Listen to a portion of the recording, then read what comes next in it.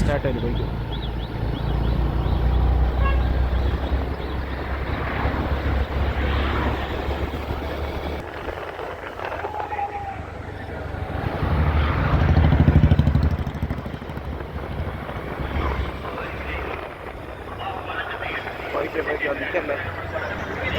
നിൽക്കല്ലേ പോയിക്കോ.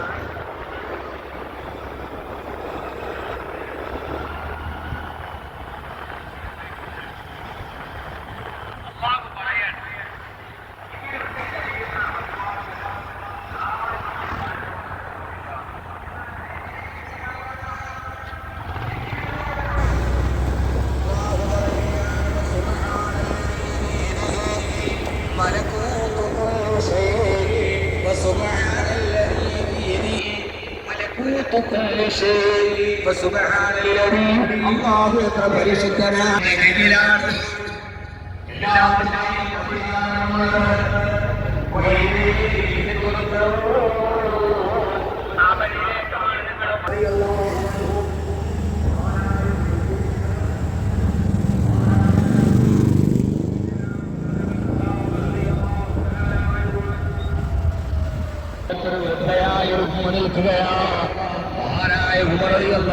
ഒട്ടകപ്പുറത്ത് നിന്നിറങ്ങിയ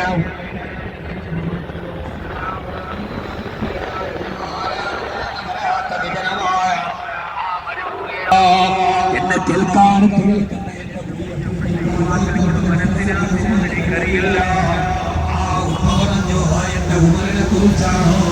യുദ്ധത്തിന് പോയിട്ട് ആ യുദ്ധത്തിൽ ജയിച്ചു കുറെ സമ്പത്തുമാരെ കൂട്ടി തിരിച്ചു വന്നു എന്നാരൊക്കെയോ പറയുന്നു. ചോദിച്ചു ഞാൻ അതല്ല ചോദിച്ചത് അഭിപ്രായമെന്താ?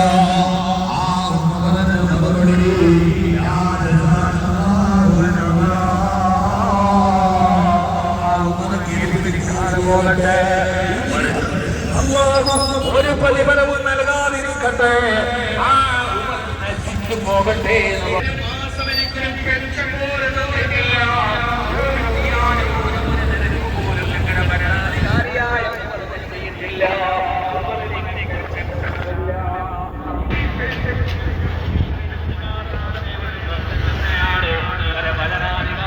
ചോദ്യം ചെയ്യപ്പെട്ട ഒരു കാര്യമാണ്.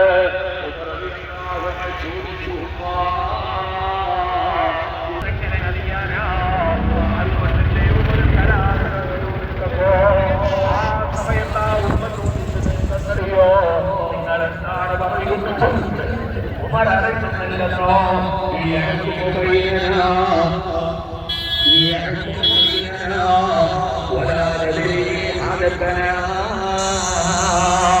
ഞങ്ങളെ ഭരണാധികാരിയാണെന്ന് വീപ്പളക്കുകയും എന്നിട്ട് ഞങ്ങളെ കുറിച്ച് അറിഞ്ഞില്ലെന്ന് പറഞ്ഞാൽ നാളെ പടച്ചവരുടെ മുമ്പിൽ പോയി പോകൊണ്ടാണ് അവർക്ക് കൊടുക്കാത്തതെന്ന് പറയാൻ കഴിയോ?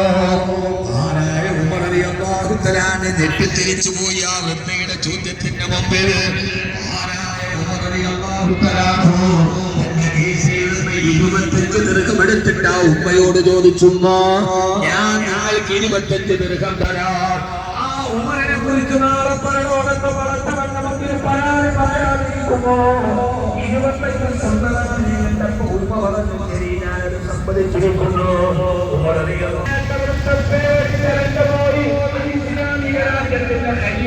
അങ്ങനെ വിളിക്കാറുള്ളൂ.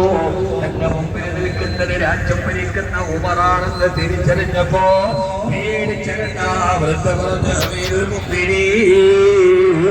ഞാൻ എന്റെ പരാധീനത കൊണ്ട് പറഞ്ഞു പോയതാ. സാഹിത്യകാരി ഇടതെഞ്ചിലേക്ക് പിടിക്കുണ്ടകളേക്ക് പിടഞ്ഞു വീണത് വിയോജിപ്പ് രേഖപ്പെടുത്തിയതിന്റെ പേരിലാണെങ്കിൽ വീരനെ വീരശൂര പരാക്രമ സയ്യിദുനാ ഉമർ ഇബ്നുൽ ഖത്താബ് റളിയല്ലാഹു തആല അൻഹു ആ സമയത്ത് പറഞ്ഞു, കുഴപ്പമില്ല, നിന്റെ വാപ്പ മരണപ്പെട്ടു കഴിയുമ്പോ എന്റെ കബന്തുണി പൊതിയുമ്പോൾ അതിന്റെ കൂടെ ഈ കടലാസ് കൂടി നീ വെച്ചേക്കണേ. നാളെ പടച്ചവന്റെ പരലോകത്ത് ചെല്ലുമ്പോ ഈ വൃത്തയെന്നാലും വാക്കുമാറ്റി പറഞ്ഞ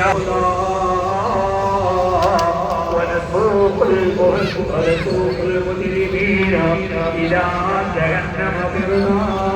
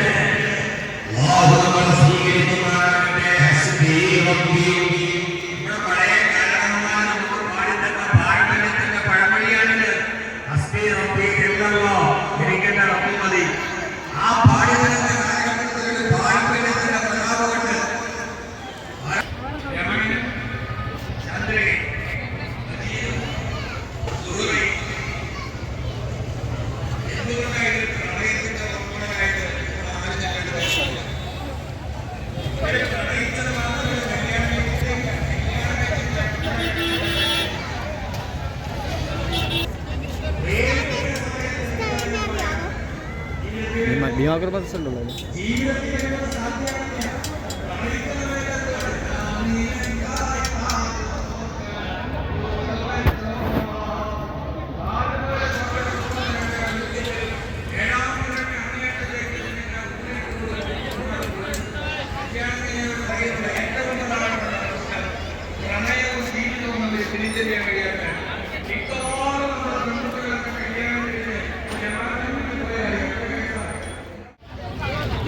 രാവിലെ 8 മുതൽ 9 മണി വരെ നിങ്ങളെ ഞാനുകളല്ലേ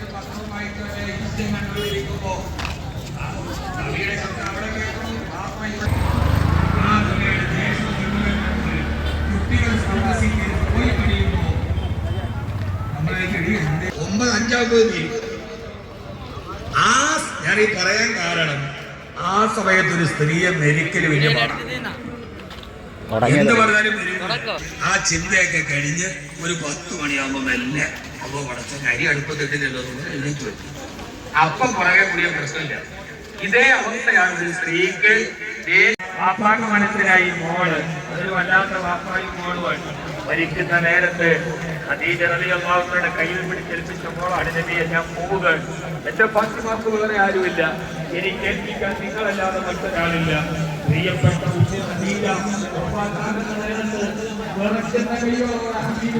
കരയുന്ന ഫാത്തിമയോട് അല്ലാഹുവിന്റെ റസൂൽ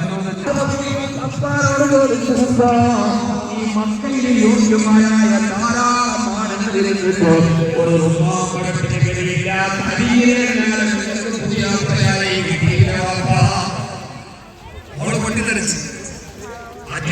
ആരോട് ആ സമയത്ത് പോകരുത്. അപ്പൊ പിന്നെ ആരാ നോക്കൂല, ആരോടാണ് പൊട്ടിത്തെറിക്കുന്നത്? അള്ളാഹുവിന്റെ റസൂലിനേക്കാൾ നിങ്ങളുടെ ശബ്ദം ഉയരുന്നതായി പറഞ്ഞപ്പോ സഹാബത്തുകളുണ്ട്. ആ വീട്ടിലാണ് മകൾ ജോലിക്കുന്നത്. ഈ മക്കയിലെ നിന്നോട് ഞാനൊരു സ്വകാര്യം പറയട്ടെ മോളെ.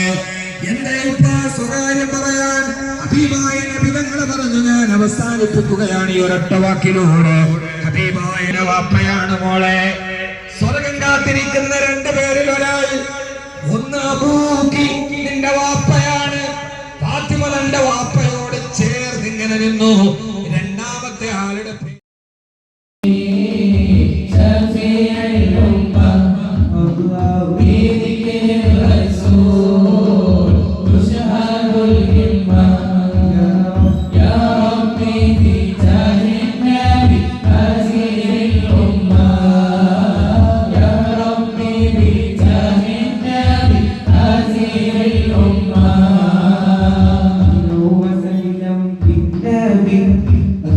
وسلم بالنبي